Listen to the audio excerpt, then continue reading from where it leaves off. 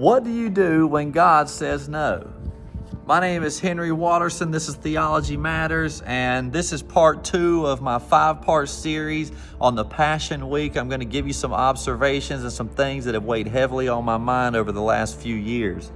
And I gave you a part 1 yesterday. That's on my little Facebook page, Theology Matters. This is part 2. What do you do when God says no? Luke chapter 22 tells us that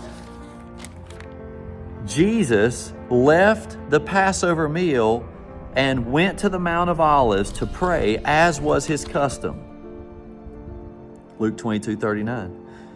Now, the first thing that sticks out to me there is Jesus had customs and routines centered around his prayer life. Do you have that? Now, the second thing that sticks out to me is the content of his prayer. He says, "Father, if you are willing, remove this cup from me, that I may not have to drink it. Nevertheless, not my will, but your will be done." Do you realize what the cup is there? The cup is the cup of God's wrath that is going to be poured out in full in the end onto the world for sin. To those who are dead in their sins, their trespasses, they'll have to pay for their sins in the end. Now, you may not like this because this world, they're all into the love stuff right now. Humanity goes through cycles. You know, the 1960s and 80s, it was like hellfire brimstone. And now it's like peace, love, and happiness. Well, don't forget, God is both. And you can't neglect one or the other.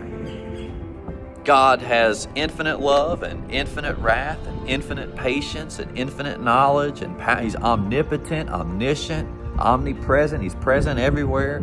You know, his characteristics are infinite.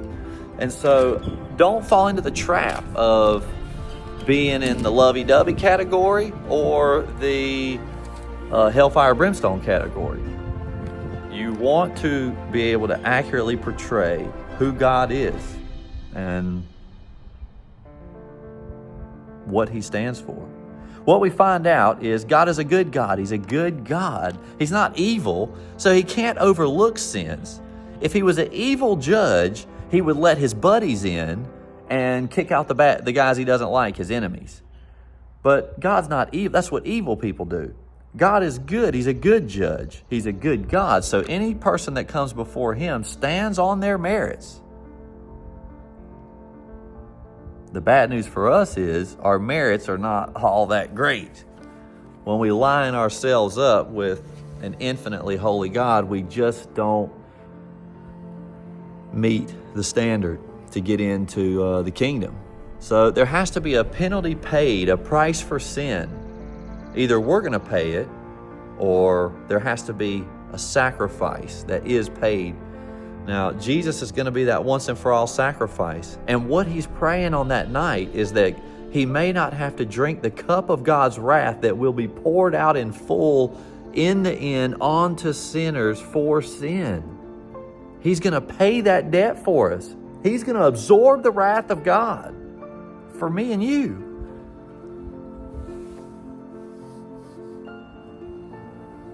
And he prays, and in that moment he says, "Lord, Father, take this cup from me that I may not have to drink it." And what does the Father say? The Father says no. Sometimes God will tell you no. And sometimes there are things that have to happen according to God's plan that are immovable in our life. And sometimes they include suffering, pain. I mean, God's plan includes all of these things, from our victories to our defeats, to our sin, to our struggles, to our weaknesses, to our strengths, and so on and so on. Suffering, trials, tribulations, everything. Our high points and our low points. These things are all included in God's plan. And in his plan, he tells the Son no, which means there are some things he's going to say no to for us too that are really hard to wrap your head around. And what do you do in those moments? Well, what did Jesus say? He ends the prayer by saying, "Nevertheless, not my will, but your will be done." That's the place you want to be in, where you trust the Father. Now, things don't always make sense with your eyes, with what you see, with what's in front of you. Things don't always make sense. But do you trust Him? Not do you trust Him like with your words. Do you say you trust Him? Do you really trust Him down in here, down in your heart? For real, like with real faith, genuine faith.